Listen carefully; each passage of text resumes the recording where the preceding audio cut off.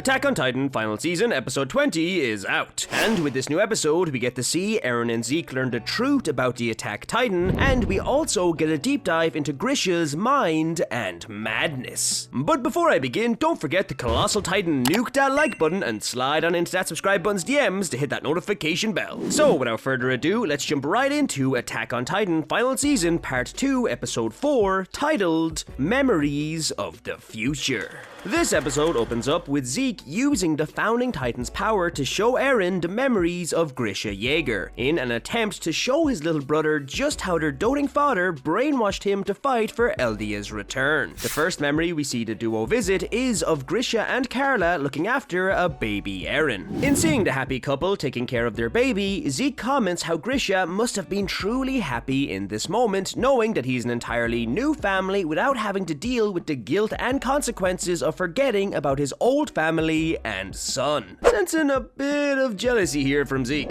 Zeke and Eren then move on to the next memory, where they see Grisha using his doctor skills to help out a sick, wealthy paradis man. Zeke explains to Eren that here, Grisha is really just using his skill to get close to anyone in power, so he could find, hunt, and steal the Founding Titan. And Zeke clarifies that Grisha was doing all of this fully aware that if he were to get caught, both the innocent Eren and his mother would have been the ones to suffer the consequences. In hearing this, Eren states that he gets it now. His father was an asshole willing to throw anyone under the bus to achieve his goal. And Eren quite dryly tells Zeke that he truly was wrong all along, and is no longer brainwashed. Zeke, not surprisingly not convinced by Eren's terrible acting skills, tells his little Attack Titan bro, let's continue to look through these memories cause we got all the time in the world. You could have tried to be a smidge more convincing here, Eren. I mean, come on, man. We then got a quick montage of Grisha gathering information on the Rice family until finally we see him outside the King of the Walls hideout. However, to Eren and Zeke's surprise, it's years before they know he entered and killed the Rice family. And it's here where it's revealed that Grisha did in fact find the King of the Walls hideout well before he went in there to steal the Founding Titan. But he initially decided not to enter because he was afraid it would put his family in danger. Ooh, that's gotta sting, Zeke. Zeke, still a bit shocked that his dad learned from his mistakes in Marley and chose his family over his cause, tells Eren that although their papa may seem to care about him, he still must have brainwashed Eren to get him on his side. But as Zeke is saying this, a sleeping Grisha mutters to himself, "I'm sorry, Zeke." And he abruptly awakens and looks directly at Zeke and calls out his name.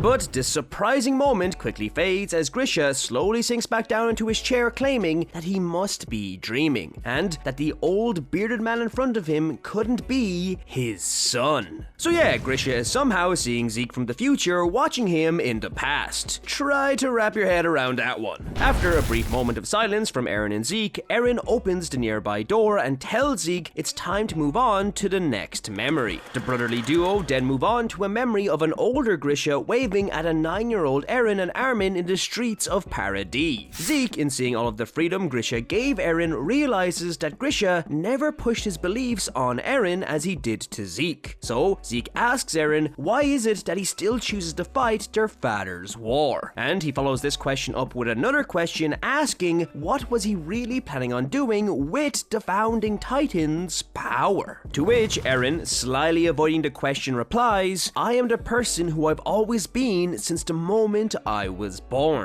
As the memories change to when Grisha found Eren and Mikasa after the duo killed Mikasa's attackers. Eren then informs a taken aback Zeke that he may have thought they were the same, but he was wrong. Rather than letting someone steal his freedom, Eren claims that he will always steal his enemies first. Eren then goes on to say that Zeke won't find a submissive little brother to share his scars with in Eren, and that all Eren sees Zeke as is a pathetic man still haunted by the death of his father. But Zeke simply retorts that if that's the case, then he will have to thank his father, as in haunting Zeke, Grisha made him the man who is going to save the world. But as Zeke proclaims this, we see that Eren isn't really paying attention, and is more focused on his younger self handing his scarf to Mikasa. Following this, we then get another montage of Grisha's memories and parody, as Zeke explains to Eren that he can go through with the euthanasia plan anytime he wants now, but he is choosing to go through these memories with Eren to save him, just as Mr. Cassava, the previous Beast Titan, did for him. The story then cuts to the day Grisha left to kill the Rice family, and we see him in his basement putting everything away and holding onto the basement key. However, as he holds the key up, instead of looking at the key, he seems to look past it directly at present-day Eren. It then cuts to Grisha eating with Eren, Mikasa and Carla upstairs, and Mikasa lets it slip that little Eren was planning on joining the Scout Regiment. Carla scolds her only son for wanting to put his life in danger, but Grisha simply asks Eren why he wants to join the Scouts, to which Eren gives a little speech essentially saying that he doesn't want to live his life caged like a bird, and that if people don't fight, then the people who came before them would have died for nothing. In hearing this, Grisha then stands up, and we get to see the infamous scene where he promises to show Eren the basement he's kept secret all this time. Except, instead of our focus being solely on the key, we see that as he was saying this, he was actually looking directly at present-day Eren.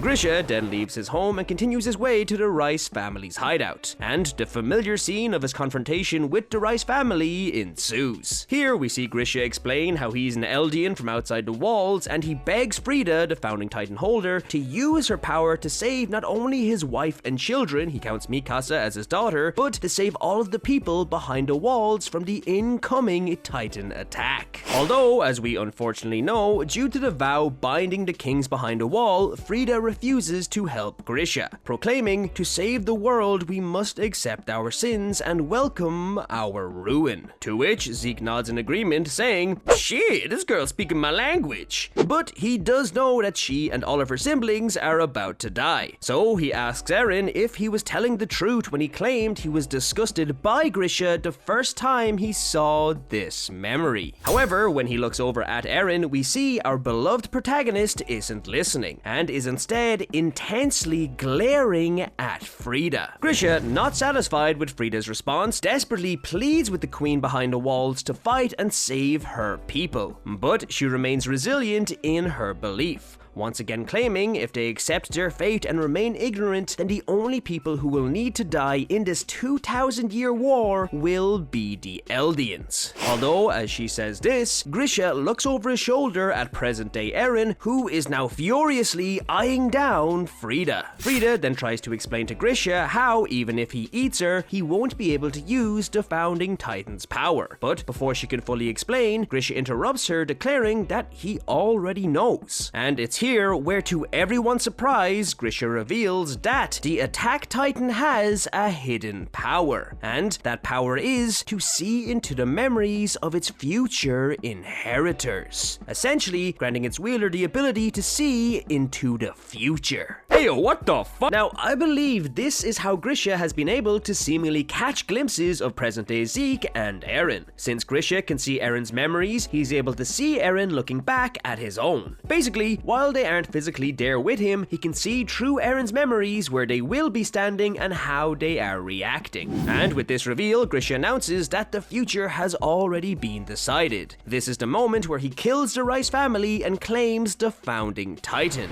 Yet, in a surprise twist, Grisha refuses to transform, professing that he can't bring himself to kill children. Zeke, understandably, is in absolute shock at Grisha's refusal to fight, stating that the past can't be changed. He knows Grisha did kill the Rice family. And it is in this moment of disbelief and hesitation that Eren steps towards his father, puts his hand on his shoulder, and tells him to stand up and fight. Eren then proceeds to speak to Grisha, reminding him of why he is here, reminding him of his sister, Dina, Kruger, and all of the other innocent aliens who he has fought so long to avenge. And as Eren is speaking, memories of all of the innocent people Grisha watched get brutally murdered throughout his life begin to flash in his mind. And with these memories flooding his brain, Grisha, overwhelmed with emotion, screams out in anger as Eren leaves his father with the final words, "You keep moving forward. Even if you die, even after death. Aren't you the one who started all of this in the first place?" And with these words, Grisha grabs his knife and stabs himself, activating his Titan form.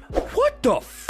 This is wild! So apparently when Eren said he was disgusted by what he saw in Grisha's memories, it wasn't his father's action of killing the Rice family, but rather his inaction. That's right, Eren was disgusted by this memory, but it was because of the fact Grisha initially decided not to avenge his comrades. Who the hell comes up with this shit? But anyway, before we can see the ensuing fight between Frieda and Grisha, the story cuts to black, and we see a quick flashback of Eren taking Historia's hand and kissing it, which was the first time Eren witnessed this memory. And as the scene fades back in, we see the Rice family dead, and Grisha out of his Titan form above ground, limping away from the cave of corpses he left behind, screaming, distraught, and emotionally broken after what he has just done. Grisha then falls to his knees and lets out a blood-curdling scream, asking Eren if he is happy now, and why won't he reveal all of his memories. Grisha then states that he knows Zeke is there also, and he lets his first son know that he has seen Eren's memories, and from here on out, Eren will be the only person to get what he wants. So as it turns out, all of this time, Zeke thought Grisha was the one brainwashing Eren to do what he wants. Eren was essentially the one brainwashing Grisha to do what he wanted. What? Following his emotional breakdown, Grisha lifts his head and realizes that he can now physically see present-day Zeke. And he tearfully embraces his son and apologizes for not only being a terrible father, but for forcing Zeke to have such a terrible childhood. Whimpering the words, "Zeke, I love you." Zeke, getting teary-eyed himself, accepts his father's embrace. But before any more words can be said, Grisha leaves Zeke with one last request, telling his son to please stop Eren. And with this, episode 20 comes to an end, as Zeke sees a flash of a younger, serious Eren in his scout gear before being forcibly sent back to Amir's realm, where he gets knocked backwards on his ass and left looking up at the still chained but determined Eren. Overall, this episode was mind-blowing to say the least. I still have no idea what in God's name is going on, but it has my undivided attention. Like, I'm all in. Hook this series right into my veins.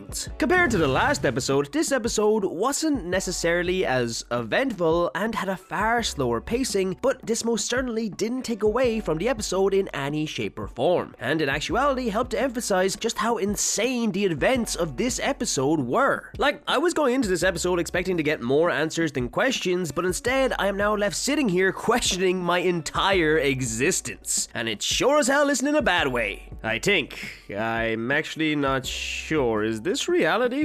Why do I smell door? But let me know what you thought of this episode. Comment your thoughts and opinions below. But remember to keep them spoiler free. If you like this video, don't forget to leave a like. For more content like this, subscribe to the Lunchtime Crew. Thank you so much for watching, and I'll see you in the next video. Plus Ultra.